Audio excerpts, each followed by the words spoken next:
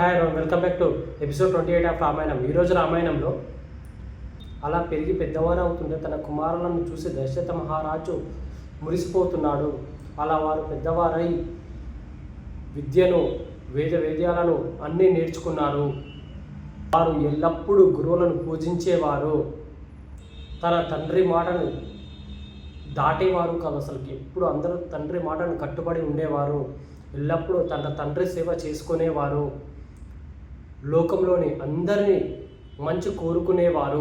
రాముడు తన జులపాల జుట్టుతో రాజమార్గంలో వెళుతుంటే దశరథ మహారాజు రాముడు చూసి తన యవ్వనంలో తను ఎలా ఉండేవాడినో రాముడు కూడా అలాగే ఉన్నాడు అని చూసి మురిసిపోతూ ఉండేవాడు అనమాట.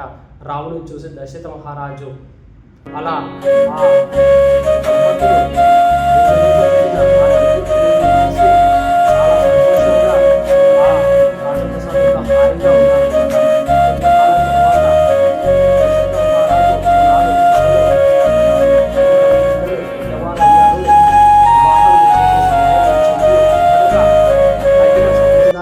చూడాలి అని చెప్తున్నప్పుడు బయట సభ వెలుపలో విశ్వామిత్రులు వచ్చారని చెప్పి ద్వారపాలకుడు వచ్చి చెప్పగానే దశరథ మహారాజు స్వయంగా వెళ్ళి ఆ విశ్వామిత్రులను ఆహ్వానించి, గొప్పవారు మా రాజ్యానికి వచ్చారంటే ఏదో గట్టి పని ఉండి ఊరకనే రారు అని చెప్పి అడిగాడు అనమాట దశరథ మహారాజు విశ్వామిత్రులను.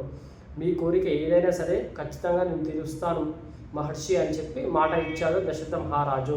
ఆ మాట ఏమి ఇచ్చాడో మనం నెక్స్ట్ ఎపిసోడ్లో తెలుసుకుందాం. మీరు కనుక రామాయణాన్ని ఇంకా తెలుసుకోవాలనిపిస్తే మన ఛానల్ని సబ్స్క్రైబ్ చేసుకోండి. ఒక లైక్ షేర్ మాత్రం తప్పకుండా చేయండి. Thank you all.